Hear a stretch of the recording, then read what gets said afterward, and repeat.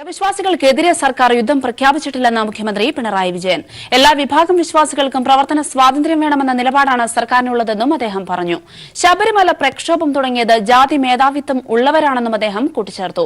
EMS academy സംഘടിപ്പിച്ച കേരള സമൂഹത്തിന്റെ വലതുപക്ഷ വൽക്കരണമെന്ന ഏകദിന ശില്പശാല ഉദ്ഘാടനം ചെയ്യുകയായിരുന്നു മുഖ്യമന്ത്രി. ഇടതുപക്ഷ ധ്രുവീകരണത്തിന് ശബരിമലയെ ഉപയോഗപ്പെടുത്തി ജാതിമത ശക്തികളെ ഒന്നിപ്പിക്കാനുള്ള ശ്രമമാണ് ഇപ്പോൾ നടക്കുന്ന സമരങ്ങൾക്ക് പിന്നിലെന്ന് CPIM സംസ്ഥാന സെക്രട്ടറി കോടിയേരി ബാലകൃഷ്ണൻ പറഞ്ഞു. LDF സർക്കാർ വിശ്വാസികൾക്കെതിരാണെന്ന് വരുത്തി തീർക്കാനുള്ള ബോധപൂർവമായ ശ്രമം നടക്കുന്നുണ്ടെന്ന് മുഖ്യമന്ത്രി പറഞ്ഞു.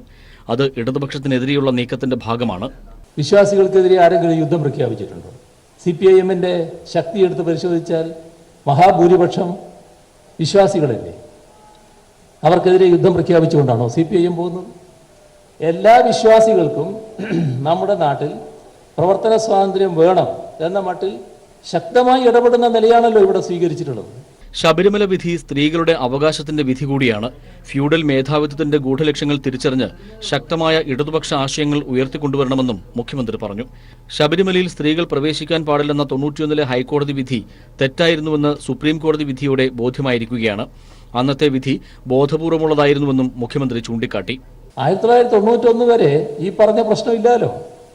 ഈ 91 വരെ മാസാദ്യ പൂജക്കൊക്കെ സ്ത്രീകൾ അവിടെ എത്തിയിരുന്നല്ലോ. 91 ഒരു ജഡ്ജിയുടെ ഉത്തരവ് വരുന്നു. ആ ജഡ്ജി ആ ഉത്തരവ് പുറപ്പെടുവിക്കുന്നത് ബോധപൂർവമാണ്. ശബരിമലയുടെ മറവിൽ ജാതിമത ശക്തികളെ ഒന്നിപ്പിക്കാനാണ് RSS സംഘപരിവാർ ലക്ഷ്യമെന്ന് CPM സംസ്ഥാന സെക്രട്ടറി കോടിയേരി ബാലകൃഷ്ണൻ പറഞ്ഞു. ശബരിമല കർമ്മസമിതിക്ക് NSS നൽകിയ പിന്തുണ ഇതിന് തെളിവാണ്. ഇന്ന് വിശ്വാസത്തിന്റെ പേര് പറഞ്ഞുകൊണ്ടാണ് ഒരു ഇടതുപക്ഷ വിരുദ്ധ കൂട്ടുകെട്ടുണ്ടാക്കാൻ ശ്രമിക്കുന്നത്. അതിന്റെ പേരിൽ മുസ്ലിം, ക്രിസ്ത്യൻ, ഹിന്ദു വിഭാഗങ്ങളെ ഏകോപിപ്പിച്ചുകൊണ്ടുള്ള ഈ വിഭാഗത്തിലെല്ലാമുള്ള ജാതിമത ശക്തികളെ ഏകോപിപ്പിക്കാനുള്ള ശക്തമായ നീക്കം ഇവിടെ ആരംഭിച്ചിരിക്കുകയാണ്. അമൃതാനന്ദമയി രാഷ്ട്രീയത്തിന് അതീതമായി പ്രവർത്തിക്കുന്ന വ്യക്തിയാണ്. എന്നാൽ കർമ്മസമിതിയുടെ അയ്യപ്പ ഭക്തസംഗമത്തിൽ പങ്കെടുക്കുന്നത് എങ്ങനെയെന്നും കോടിയേരി ചോദിച്ചു.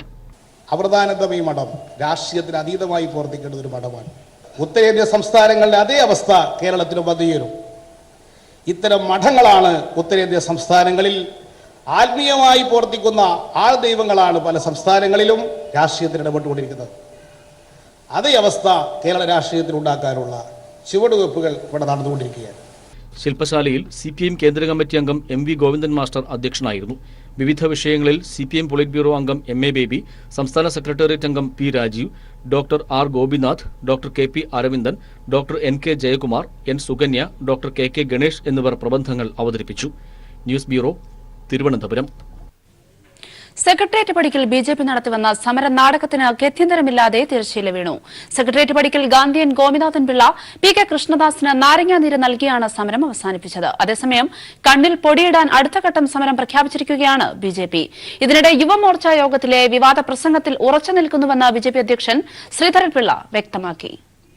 ശബരിമല വിഷയമുയർത്തി BJP കഴിഞ്ഞ 49 ദിവസമായി സെക്രട്ടേറിയറ്റിന് മുന്നിൽ നടത്തിവന്ന നിരാഹാര സമരം വിരലിലെണ്ണാവുന്ന പ്രവർത്തകരെ സാക്ഷിയാക്കിയാണ് അവസാനിപ്പിച്ചത്. ഗാന്ധിയൻ നെയ്യാറ്റിങ്കര ഗോപിനാഥൻ നായർ കൃഷ്ണദാസിന് നാരങ്ങനീര് നൽകി സമരം അവസാനിപ്പിച്ചപ്പോൾ മുദ്രാവാക്യമോ കയ്യടിയോ ഉണ്ടായില്ല. നിരാശയിൽ ഉയർന്ന നേരിയ ശരണം വിളിയിലൊതുങ്ങി അണികളുടെ ആവേശം. ശബരിമല വിഷയം രാഷ്ട്രീയ സുവർണാവസരമാക്കാനുള്ള BJP നേതൃത്വത്തിന്റെ, പ്രത്യേകിച്ച് അധ്യക്ഷൻ ശ്രീധരൻ പിള്ളയുടെ മുഖത്തിനേറ്റ അടിയായിരുന്നു സെക്രട്ടേറിയറ്റ് നടയിലെ സമരത്തിന്റെ ദയനീയ പരാജയം മറച്ചുവെക്കാൻ ശ്രീധരൻ പിള്ള വക പുതിയ സമരപ്രഖ്യാപനവും ഉണ്ടായി.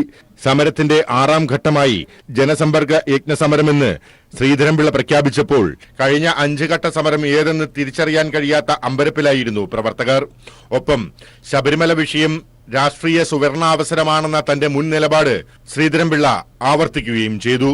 ശ്രീധരൻപിള്ളയെ യാതൊരു മര്യാദയുമില്ലാതെ എന്റെ പാർട്ടിയുടെ യുവമോർച്ചക്കാരുടെ ഒരു പാർട്ടിയുടെ ഇന്റേണൽ മീറ്റിംഗിൽ ഞാൻ പ്രസംഗിച്ച 3 കാര്യം ആ 3 കാര്യം വെച്ചിട്ട് എന്തോ വലിയ കോലാഹലമുണ്ടാക്കി. ഞാൻ ആ 3 കാര്യത്തിലും ഉറച്ചു നിൽക്കുന്നു, ഉറപ്പിച്ചു പറയാൻ ആഗ്രഹിക്കുക. അതുകൊണ്ട് എന്ത് വന്നാലും നേരിടാൻ തയ്യാറാ. ഓരോ ദിവസവും കഴിയും തോറും കേരള സമൂഹത്തിന് മുന്നിൽ ദേശീയ പാർട്ടിയായ BJPയുടെ പോയ്മുഖവും വ്യാജ പ്രചരണങ്ങളും അഴിഞ്ഞു വീഴുന്നതിന്റെ അവസാന കാഴ്ചയായി സെക്രട്ടേറിയറ്റിന് മുന്നിലെ സമരപരാജയം. News bureau, Thiruvananthapuram. മകരമാസ പൂജകൾക്ക് ശേഷം ശബരിമല നട അടച്ചു. ഗണപതി ഹോമം കഴിഞ്ഞ് ദർശനം പൂർത്തിയാക്കി രാജപ്രതിനിധി 18ാം പടി ഇറങ്ങിയതോടെയാണ് മകരമാസ പൂജകൾക്ക് സമാപനമായത്. ഇനി കുംഭമാസ പൂജകൾക്കായി അടുത്ത മാസം ശബരിമല നട തുറക്കും.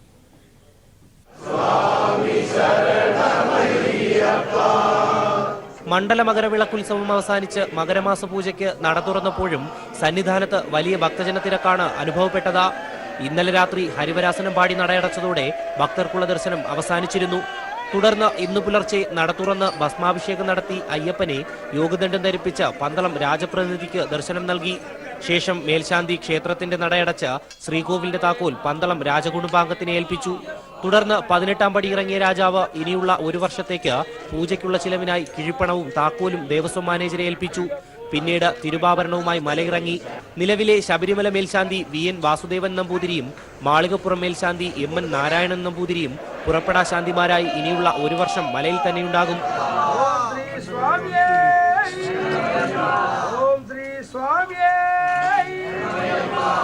ശരണമന്ത്രങ്ങൾ ഉയർന്നു കേൾക്കേണ്ട അയ്യപ്പ സന്നിധിയിൽ ഈ മണ്ഡലകാലത്ത് ഉയർന്നു കേട്ടത് പ്രതിഷേധങ്ങളും കൊലവിളികളുമായിരുന്നു. സന്നിധാനവും പമ്പയും കാനനപാതകളുമെല്ലാം അതിരുവിട്ടാക്രമങ്ങൾക്ക് സാക്ഷിയായി. സുപ്രീം കോടതി വിധിയനുസരിച്ച് മലകയറാനെത്തിയ യുവതികൾക്ക് പലവട്ടം ദൌത്യം പൂർത്തിയാക്കാതെ മടങ്ങേണ്ടി വന്നു. സംഘമായെത്തിയവരും ഒറ്റയ്ക്കെത്തിയ യുവതികളും ഉണ്ടായിരുന്നു ആ കൂട്ടത്തിൽ. പോലീസിന്റെ കർശന നിയന്ത്രണത്തിലായിരുന്നു തീർത്ഥാടന കാലം. ശബരിമലയ്ക്ക് അന്യമായിരുന്ന സായുധ പോലീസ് സേന സംഘപരിവാറുകാരുടെ ആക്രമണങ്ങൾ കാരണം തീർത്ഥാടന കാലത്തിന്റെ ഒടുക്കം വരെ നിലകൊള്ളേണ്ടി വന്നു. എന്തായാലും ശബരിമലയുടെ പേരിൽ രാഷ്ട്രീയം വളർത്താൻ ശ്രമിച്ചവരെ ജനങ്ങളും ഭക്തരും തിരിച്ചറിഞ്ഞു എന്നതിൽ സംശയമില്ല. ടീം പീപ്പിളിനൊപ്പം റിനു ശ്രീധർ, സന്നിധാനം. ശബരിമലയിൽ യുവതീ ദർശനത്തിന് പിന്നാലെ ശുദ്ധിക്രിയ നടത്തിയതിന് തന്ത്രിക്ക് സംസ്ഥാന പട്ടികജാതി പട്ടികവർഗ കമ്മീഷന്റെ കാരണം കാണിക്കൽ നോട്ടീസ്. ദർശനം നടത്തിയ യുവതികളിൽ ഒരാൾ ദളിത് ആയതിനാൽ ശുദ്ധിക്രിയ അയിത്താചാരമായി കണക്കാക്കുമെന്ന് കമ്മീഷൻ അംഗം S. അജയകുമാർ വ്യക്തമാക്കി. ഈ മാസം 17-ന് ഹാജരാകാൻ തന്ത്രിക്ക് നോട്ടീസ് നൽകിയിരുന്നുവെങ്കിലും ഹാജരായില്ല. ഈ സാഹചര്യത്തിലാണ് നോട്ടീസ് നൽകുന്നത്. ഭരണഘടനയ്ക്കും നീതിന്യായ വ്യവസ്ഥയ്ക്കും മുകളിലല്ല തന്ത്രിയെന്നും അജയകുമാർ ഫേസ്ബുക്ക് പോസ്റ്റിൽ വ്യക്തമാക്കി. ശബരിമല യുവതീ പ്രവേശന വിഷയം രമ്യമായി പരിഹരിക്കണമെന്ന് പന്തളം കൊട്ടാര പ്രതിനിധി ശശികുമാര വർമ്മ പ്രശ്നപരിഹാരത്തിനായി സർക്കാരുമായി ചർച്ചയ്ക്ക് തയ്യാറാണ്. ഈ മണ്ഡലകാലത്തുണ്ടായ വിഷയങ്ങൾ ഇനി ഉണ്ടാകരുതെന്നും അദ്ദേഹം പറഞ്ഞു. സംസ്ഥാനത്ത് ശക്തമായ ഹിന്ദുത്വ ധ്രുവീകരണത്തിനുള്ള ശ്രമമാണ് RSS നടത്തുന്നതെന്ന് കോടിയേരി ബാലകൃഷ്ണൻ. അമൃതാനന്ദമയി ഉൾപ്പെടെയുള്ളവരെ ഉൾപ്പെടുത്തി സംഗമം നടത്താനാണ് RSS നീക്കം. RSSന്റെ രഹസ്യ അജണ്ടകളിൽ ഇത്തരക്കാർ വീഴരുതെന്നും സമൂഹത്തിന് തെറ്റായ സന്ദേശമാകും ഇത് നൽകുക എന്നും കോടിയേരി പറഞ്ഞു. കൊച്ചിയിൽ E. ബാലാനന്ദൻ അനുസ്മരണ സമ്മേളനത്തിൽ സംസാരിക്കുകയായിരുന്നു അദ്ദേഹം. ശക്തമായ ഒരു ഹിന്ദുത്വ ധ്രുവീകരണത്തിന് വേണ്ടിയുള്ള നീക്കം കേരളത്തിൽ ആരംഭിച്ചിട്ടുണ്ട്. അതിന് RSSന് അണിനിരത്താൻ സാധിക്കുന്ന സമുദായ സംഘടനകളെ മറ്റു രംഗത്തിറക്കുന്നുണ്ട്. അമൃതാനന്ദമയ്യെ പങ്കെടുപ്പിച്ചുകൊണ്ടൊരു സംഗമം അവർ പ്രഖ്യാപിച്ചിട്ടുണ്ട്. അമൃതാനന്ദമയ്യുടെ വിശ്വസിക്കുന്നവരും ആരാധിക്കുന്നവരുമായ വളരെയധികം ആളുകൾ, വിശ്വാസ സമൂഹം നമ്മുടെ നാട്ടിലുണ്ട്. അവരൊന്നും കമ്മ്യൂണിസ്റ്റ് വിരോധികളല്ല, സാധാരണക്കാരായ ആളുകളുമുണ്ട്. അങ്ങനെയുള്ള ആ വിഭാഗത്തിൽപ്പെട്ട ആളുകൾക്ക് പോലും വിശ്വസിക്കുന്ന അമൃതാനന്ദമയി ഒരു രാഷ്ട്രീയമായ ഒരു തീരുമാനത്തിന്റെ ഭാഗമായി RSS വെച്ചിട്ടുള്ള ഒരു പരിപാടിയിൽ പങ്കെടുക്കാൻ പോകുന്നത് തെറ്റായ സന്ദേശം കൊടുക്കും. അത്തരം സമീപനം അമൃതാനന്ദമയിൽ നിന്നുണ്ടാകാൻ പാടില്ല. ഇത്തരത്തിലുള്ള പ്രവർത്തനങ്ങളെ കരുതിക്കൊണ്ട് വിശ്വാസികളായ ജനങ്ങളെ തെറ്റിദ്ധരിപ്പിക്കാൻ നടത്തുന്ന നീക്കങ്ങളെ ഫലപ്രദമായി കണ്ട് ഇടപെടാൻ നമുക്ക് സാധിക്കണം. പൊതുജനങ്ങളെ ബന്ദികളാക്കിക്കൊണ്ടുള്ള ഒരു സമരവും കേരളത്തിൽ വിജയിച്ചിട്ടില്ലെന്ന് കാനം രാജേന്ദ്രൻ. അർദ്ധരാത്രിയിൽ ഹർത്താൽ പ്രഖ്യാപിക്കുന്നത് മുഖ്യധാര രാഷ്ട്രീയ കക്ഷികളല്ല. ആർക്കും ഹർത്താൽ പ്രഖ്യാപിക്കുന്ന അവസ്ഥയിൽ കാര്യങ്ങൾ എത്തിയിരിക്കുന്നു. ഒരു പ്രസ്താവന കൊണ്ട് മാത്രം ഹർത്താൽ നടത്താവുന്ന അവസ്ഥയാണ് കേരളത്തിലെന്നും കാനം കൊച്ചിയിൽ പറഞ്ഞു. ജനുവിനായിട്ടുള്ള സമരങ്ങൾക്ക് എതിരായിട്ട് ജനങ്ങളിൽ വികാരം ഉണ്ടാക്കാൻ വേണ്ടിയിട്ടുള്ള ആസൂത്രിതമായ ശ്രമമാണ് ഇത്തരം സംഘടനകൾ ചെയ്യുന്നത്. ഞാനിവിടെ പറഞ്ഞല്ലോ, 48 മണിക്കൂർ പണിമുടക്കം നടത്തിയത് 6 മാസക്കാലം മുമ്പ് പ്രഖ്യാപിച്ച് 11 സംഘടനകൾ രാജ്യവ്യാപകമായി പ്രചാരം നടത്തി ഇട്ടാണ് പണിമുടക്കം നടത്തിയത്. അപ്പോൾ അർദ്ധരാത്രി 1:30 മണിക്ക് പ്രഖ്യാപിച്ച് രാവിലെ 6 മണിക്ക് മനുഷ്യനെ വഴി തടയുമ്പോൾ ഈ സമരവും ആ സമരവും ഒരുപോലെയാണെന്ന് വ്യാഖ്യാനിക്കും. തൊഴിലുറപ്പ് തൊഴിലാളികൾക്കായി സമഗ്ര ക്ഷേമ പദ്ധതി സർക്കാരിന്റെ സജീവ പരിഗണനയിലുണ്ടെന്ന് മുഖ്യമന്ത്രി പിണറായി വിജയൻ. തൊഴിലുറപ്പ് ദിനങ്ങൾ വർദ്ധിപ്പിക്കണമെന്ന് കേന്ദ്ര സർക്കാരിനോട് ആവശ്യപ്പെട്ടിട്ടുണ്ടെന്ന് മുഖ്യമന്ത്രി വ്യക്തമാക്കി. നമ്മുടെ രാജ്യത്ത് ഇത്തരമൊരു പദ്ധതി നടപ്പാക്കണം എന്ന ഇടതുപക്ഷത്തിന് നിർബന്ധമാണ് ദേശീയ ഗ്രാമീണ തൊഴിലുറപ്പ് പദ്ധതി എന്ന ഈ പദ്ധതിക്ക് രൂപം കൊടുക്കുന്നതിലേക്ക് എത്തിച്ചത്. ഈ പദ്ധതിയുടെ പിന്നീടുള്ള വർഷങ്ങൾ UPA ഗവൺമെന്റിന്റെ രണ്ടാം ഘട്ടം, ആ രണ്ടാം ഘട്ടത്തിൽ ഈ തൊഴിലുറപ്പ് പദ്ധതിക്ക് മുൻഗണന നൽകാതിരിക്കുന്നതിനാണ് കൂടുതൽ ശ്രദ്ധയുണ്ടായത്. നേരത്തെ പിന്തുണ നൽകിയ ഇടതുപക്ഷം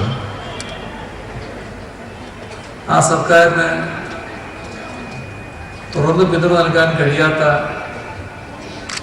സാഹചര്യം അന്നത്തെ UPAക്ക് നേതൃത്വം കൊടുക്കുന്നവര് സൃഷ്ടിച്ചതിൻ്റെ ഫലമായി പിന്തുണ പിൻവലിച്ചിരുന്നു. ദേശീയ തൊഴിലുറപ്പ് പദ്ധതിയുടെ നിലയെടുത്താൽ ഈ കഴിഞ്ഞ കാലയളവിൽ വലിയ മുന്നേറ്റം നമ്മുടെ സംസ്ഥാനത്ത് സൃഷ്ടിക്കാൻ കഴിഞ്ഞിട്ടുണ്ട്. ഇപ്പോൾ ശരാശരി തൊഴിൽ ദിനങ്ങൾ ഏറ്റവും കൂടുതൽ നൽകുന്ന സംസ്ഥാനമായി കേരളം മാറിയിട്ടുണ്ട്. കോട്ടയം മണർക്കാട് അരിപ്പറമ്പിൽ 15 കൊല്ലപ്പെട്ടത് പീഡനത്തിനിടെയെന്ന് പോസ്റ്റ്മോർട്ടം റിപ്പോർട്ട്. ശ്വാസം മുട്ടിയാണ് മരണമെന്നും കോട്ടയം മെഡിക്കൽ കോളേജിൽ നടന്ന പോസ്റ്റ്മോർട്ടത്തിൽ കണ്ടെത്തി. സംഭവത്തിൽ പിടിയിലായ അജീഷിനെതിരെ പോക്സോ നിയമപ്രകാരം കേസെടുത്തു. ബലം പ്രയോഗിച്ചുള്ള ലൈംഗിക ബന്ധത്തിനിടെയാണ് പെൺകുട്ടി കൊല്ലപ്പെട്ടതെന്നാണ് പോസ്റ്റ്മോർട്ടം റിപ്പോർട്ട്. ശരീരഭാഗങ്ങളിൽ ബലപ്രയോഗത്തിന്റെ പാടുകളും മുറിവുകളും കണ്ടെത്തി. ശ്വാസം മുട്ടിയാണ് മരണം സംഭവിച്ചതെന്നും റിപ്പോർട്ടിൽ വ്യക്തമാക്കുന്നു. മൃതദേഹത്തിന് 2 ദിവസത്തെ പഴക്കമുണ്ട്. ആന്തരികാവയവങ്ങൾ രാസപരിശോധനയ്ക്കായി ഫോറൻസിക് ലാബിലേക്ക് അയച്ചു. പീഡനം നടന്നതെന്ന് വ്യക്തമായതോടെ അറസ്റ്റിലായ അജേഷിനെ പോസ്കോ നിയമപ്രകാരം കേസെടുത്തു. കോടതിയിൽ ഹാജരാക്കിയ പ്രതിയെ റിമാൻഡ് ചെയ്തു. വ്യാഴാഴ്ചയാണ് അയർക്കുന്നം സ്വദേശിയായ 15-കാരിയെ കാണാതായത്. 2 ദിവസത്തിന് ശേഷം അരിപ്പറമ്പിലെ ഹോൾ ഓഫ് ബ്രിക്സ് നിർമ്മാണ കേന്ദ്രത്തിന് സമീപത്തെ പുരയിടത്തിൽ കൊല്ലപ്പെട്ട നിലയിൽ കണ്ടെത്തുകയായിരുന്നു. പെൺകുട്ടിയുടെ മൊബൈൽ ഫോണിൽ അവസാനമായി ബന്ധപ്പെട്ട നമ്പർ പിന്തുടർന്നാണ് മാലം സ്വദേശിയായ അജീഷിലേക്ക് എത്തിയത്. ഒടുവിൽ ചോദ്യം ചെയ്യലിൽ ഇയാൾ കുറ്റം സമ്മതിക്കുകയായിരുന്നു. News bureau, Kottayam. സിറോ മലബാർ സഭ സിനഡ് തീരുമാനങ്ങളടങ്ങിയ സർക്കുലർ കത്തിച്ച് പ്രതിഷേധം. കേരള കത്തോലിക്ക സഭ നവീകരണ പ്രസ്ഥാനത്തിന്റെ നേതൃത്വത്തിൽ കൊച്ചിയിലെ ബിഷപ്പ് ഹൌസിന് മുന്നിലായിരുന്നു പ്രതിഷേധം. വൈദികർക്കും അൽമായർക്കും സന്യസ്തർക്കും അഭിപ്രായ സ്വാതന്ത്ര്യത്തിന് സിനഡ് വിലക്കേർപ്പെടുത്തിയെന്നാരോപിച്ചാണ് സർക്കുലർ കത്തിച്ചത്.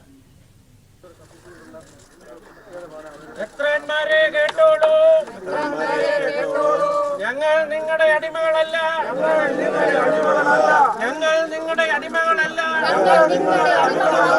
സീറോ മലബാർ സഭയെ പ്രതിസ്ഥാനത്ത് നിർത്തിയ സമരങ്ങളുടെ പശ്ചാത്തലത്തിലായിരുന്നു വൈദികർക്കും കന്യാസ്ത്രീകൾക്കും മുന്നറിയിപ്പുമായി സിനഡ് രംഗത്തെത്തിയത്. ഇതിന്റെ ഭാഗമായി വൈദികർക്കും സന്യസ്തർക്കും കൂച്ചുവിലങ്ങിടുന്ന മാർഗരേഖ തയ്യാറാക്കാൻ സിനഡ് തീരുമാനിച്ചിരുന്നു. സമീപകാലത്തെ സമരങ്ങളും പ്രതിഷേധങ്ങളും അച്ചടക്കത്തിന്റെ സകല സീമകളും ലംഘിച്ചുവെന്നും ചില വൈദികരും സന്യസ്തരും സഭാവിരുദ്ധ ഗ്രൂപ്പുകളുടെ കയ്യിലെ പാവകളായി മാറിയെന്നും സിനഡ് വിലയിരുത്തിയിരുന്നു. അച്ചടക്ക ലംഘനം നടത്തുന്നവർക്ക് കാരണം കാണിക്കൽ നോട്ടീസ് നൽകുമെന്നും സിനഡ് തീരുമാനിച്ചിരുന്നു. ചാനൽ ചർച്ചകളിൽ പങ്കെടുക്കുന്നവർക്കെതിരെയും സിനഡിന്റെ താക്കീതുണ്ടായിരുന്നു. ഈ തീരുമാനങ്ങൾ വിശദീകരിച്ച് മേജർ ആർച്ച് ബിഷപ്പ് കർദിനാൾ ജോർജ് ആലഞ്ചേരിയാണ് പള്ളികളിൽ വായിക്കുന്നതിനായി ഇടയലേഖനം പുറത്തിറക്കിയത്. ഇതിനെതിരെ സർക്കുലർ കത്തിച്ചുകൊണ്ടാണ് ഒരു വിഭാഗം വിശ്വാസികൾ പ്രതിഷേധിച്ചത്. ക്രിസ്തുവിന്റെ ആദർശങ്ങളും ഫ്രാൻസിസ് മാർപ്പാപ്പയുടെ നിർദ്ദേശങ്ങളും അനുസരിച്ചു എന്ന ഒരൊറ്റ കാരണം കൊണ്ടാണ് അവർക്കെതിരെ ഇത്തരം ഭീഷണിയുടെ സ്വരത്തിലുള്ള സർക്കുലർ ഇറക്കിയിരിക്കുന്നത്. അതായത് അവർക്ക് വേണ്ടത് ഈ മഠങ്ങൾക്കുള്ളിലും അതുപോലെ തന്നെ അച്ഛന്മാരാണെങ്കിലും ഇവരുടെ തെറ്റായ നടപടികൾക്കെതിരെ, അതായത് ഇപ്പോൾ ക്രിസ്തുദേവന്റെ ആശയങ്ങൾക്ക് അപ്പുറമായി ഏകദേശം ഒരു സ്വത്തുണ്ടാക്കുന്ന ഒരു കോർപ്പറേറ്റ് ബോഡിയായി കത്തോലിക്ക സഭ നിലകൊള്ളുകയാണ്. എറണാകുളം അങ്കമാലി അതിരൂപത മേജർ ആർച്ച് ബിഷപ്പ് ഹൌസിന് മുന്നിലായിരുന്നു കത്തോലിക്ക സഭ നവീകരണ പ്രസ്ഥാനത്തിന്റെ നേതൃത്വത്തിൽ പ്രതിഷേധം അരങ്ങേറിയത്. News bureau, Kochi. മാരാമൺ കൺവെൻഷനിൽ സ്ത്രീകൾക്കിനി പൂർണ്ണ പങ്കാളിത്തം. കൺവെൻഷനിലെ എല്ലാ യോഗങ്ങളിലും സ്ത്രീകൾക്ക് പങ്കെടുക്കാം.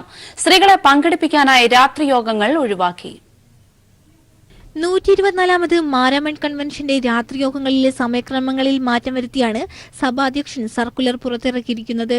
കൺവെൻഷന്റെ രാത്രിയോഗങ്ങളിൽ സ്ത്രീകളെ പ്രവേശിപ്പിക്കണമെന്ന ആവശ്യം സമൂഹത്തിന്റെ വിവിധ ധ്രുവങ്ങളിൽ നിന്ന് ഉയർന്നു വന്ന സാഹചര്യത്തിൽ കൂടിയാണ് സമയക്രമത്തിലുണ്ടായ ഈ മാറ്റം.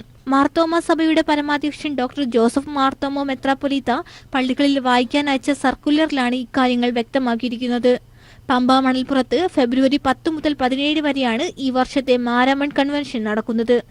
ഈ വർഷം മുതൽ വൈകുന്നേരം 5-ന് യോഗം ആരംഭിച്ച് 6:30 അവസാനിക്കും വിധമാണ് സായാഹ്ന യോഗങ്ങൾ പുനഃക്രമീകരിച്ചിരിക്കുന്നത്.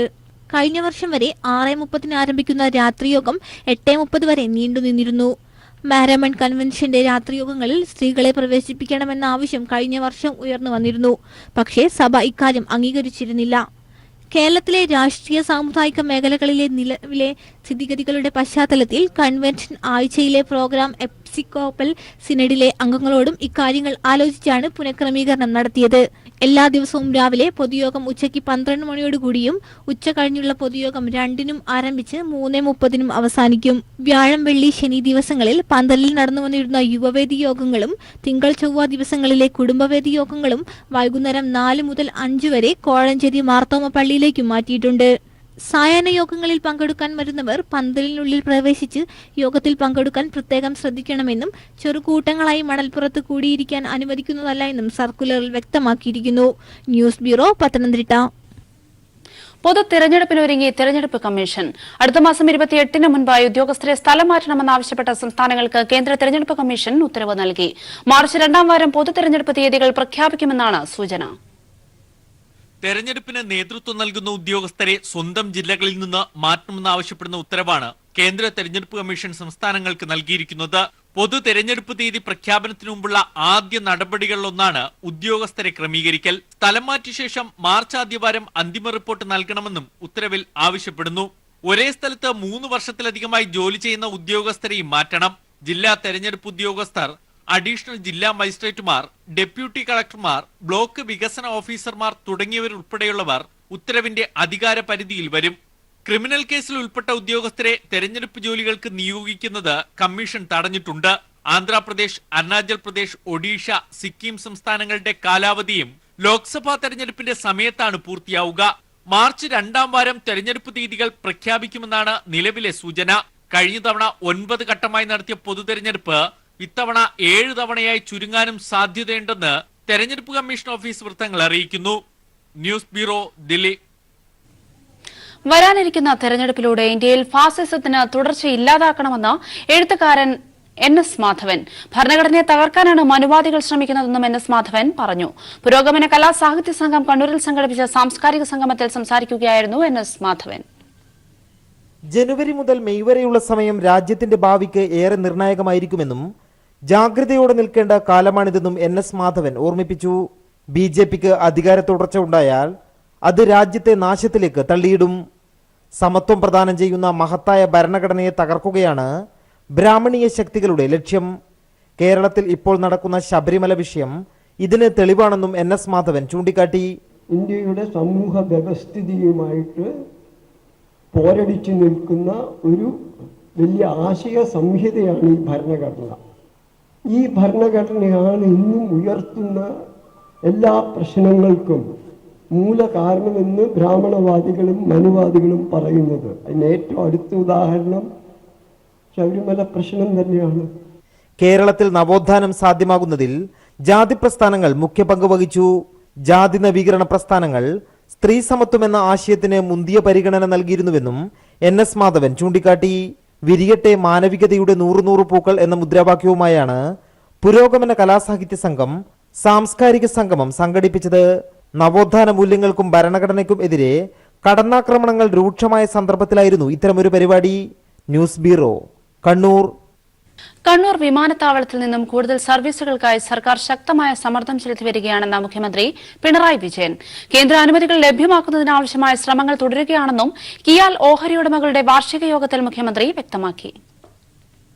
കിയാൽ ഓഹരി ഉടമകളുടെ 9ാമത് വാർഷിക പൊതുയോഗത്തിൽ അധ്യക്ഷത വഹിച്ച് സംസാരിക്കുകയായിരുന്നു കിയാൽ ചെയർമാൻ കൂടിയായ മുഖ്യമന്ത്രി ആധുനികവും അന്താരാഷ്ട്ര നിലവാരത്തിൽ ഉള്ളതുമായ സംവിധാനങ്ങളാണ് കണ്ണൂരിൽ ഒരുക്കിയിട്ടുള്ളത്. കൂടുതൽ അന്താരാഷ്ട്ര സർവീസുകൾ ആരംഭിക്കാൻ കഴിഞ്ഞാൽ മാത്രമേ കണ്ണൂരിന്റെ സാധ്യതകൾ മുഴുവനായി ഉപയോഗിക്കാൻ കഴിയൂവെന്നും മുഖ്യമന്ത്രി പറഞ്ഞു. കൂടുതൽ ആഭ്യന്തര സർവീസുകളും ആരംഭിക്കണം. എല്ലാ ഗൾഫ് രാജ്യങ്ങളിലേക്കും സർവീസ് നടത്തേണ്ടതുണ്ട്. കേന്ദ്ര സർക്കാരിൽ നിന്നും അനുമതി നേടിയെടുക്കാനുള്ള ശ്രമങ്ങൾ ഊർജിതമായി പുരോഗമിക്കുകയാണെന്നും മുഖ്യമന്ത്രി വ്യക്തമാക്കി. ഓഹരി ഉടമകളുടെ യോഗത്തിൽ മന്ത്രിമാരായ EP Jayarajan, E Chandrasekharan, KK Shailaja teacher, Kadannappally Ramachandran, AK Saseendran, KIAL MD V Thulasidas തുടങ്ങിയവർ പങ്കെടുത്തു. കിയാലിന്റെ ഓഹരി മൂലധനം 1500 കോടിയിൽ നിന്ന് 3500 കോടി രൂപയാക്കി ഉയർത്താനുള്ള പ്രമേയം പൊതുയോഗത്തിൽ അവതരിപ്പിച്ചു. News bureau, Kannur. പ്രവാസികൾക്ക് യാതൊരു പരിഗണനയും കേന്ദ്ര സർക്കാരിൽ നിന്ന് ലഭിക്കുന്നില്ലെന്ന മുഖ്യമന്ത്രി പിണറായി വിജയൻ. അടിസ്ഥാന സൌകര്യ വികസനത്തിൽ പ്രവാസികളെ ഉൾപ്പെടുത്തിയുള്ള നിക്ഷേപത്തിന് സർക്കാർ ആലോചിക്കുന്നതായി മുഖ്യമന്ത്രി പറഞ്ഞു. കേരള പ്രവാസി സംഘം സംസ്ഥാന സമ്മേളനത്തിന്റെ ഭാഗമായുള്ള പൊതുസമ്മേളനം കോഴിക്കോട്ട് ഉദ്ഘാടനം ചെയ്ത് സംസാരിക്കുകയായിരുന്നു മുഖ്യമന്ത്രി. 2 ദിവസമായി കോഴിക്കോട് നടന്ന കേരള പ്രവാസി സംഘം സംസ്ഥാന സമ്മേളനം പൊതുസമ്മേളനത്തോടെയാണ് സമാപിച്ചത്. മുഖ്യമന്ത്രി പിണറായി വിജയൻ ടാഗോർ ഹാളിൽ ചേർന്ന പൊതുസമ്മേളനം ഉദ്ഘാടനം ചെയ്തു. നാടിന്റെ അഭിവൃദ്ധിക്ക് പ്രവാസികളെ എങ്ങനെ പങ്കാളികളാക്കാം എന്നതിൽ നിന്നാണ് ലോക കേരള സഭ രൂപീകൃതമായതെന്ന് പിണറായി പറഞ്ഞു. എംബസികൾ പ്രവാസികളുടെ കുടുംബ വീടായി മാറേണ്ടതാണ്. എന്നാൽ പലപ്പോഴും അതുണ്ടാകുന്നില്ല. ഇതിൽ കേന്ദ്ര സർക്കാരിന് പുനർചിന്തന ഉണ്ടാകേണ്ടതുണ്ട്. എയർ ഇന്ത്യ തന്നെ യാത്രക്കാരെ കൊള്ളയടിക്കുന്നു. മൃതദേഹങ്ങൾ നാട്ടിലെത്തിക്കുന്നതിലും കേന്ദ്ര ഇടപെടൽ കാര്യക്ഷമമല്ല. പ്രവാസി ക്ഷേമത്തിനായി കൺസോർഷ്യം രൂപീകരിക്കണമെന്ന ആവശ്യം കേന്ദ്രം അവഗണിച്ചെന്നും മുഖ്യമന്ത്രി പറഞ്ഞു. പ്രവാസി സമൂഹത്തെക്കുറിച്ച് യാതൊരു പരിഗണനയും കേന്ദ്ര സർക്കാരിൽ ഉണ്ടാകുന്നില്ല എന്നാണ് യഥാർത്ഥ വസ്തുത. പ്രവാസികളെ സംബന്ധിച്ചിടത്തോളം കേരള സർക്കാർ അതീവ ഗൗരവമായി തന്നെയാണ് കാണുന്നത്. അതുകൊണ്ട് തന്നെ പ്രവാസികളെ ആദരിക്കുന്ന സമീപനമാണ് സംസ്ഥാനം സ്വീകരിക്കുന്നത്.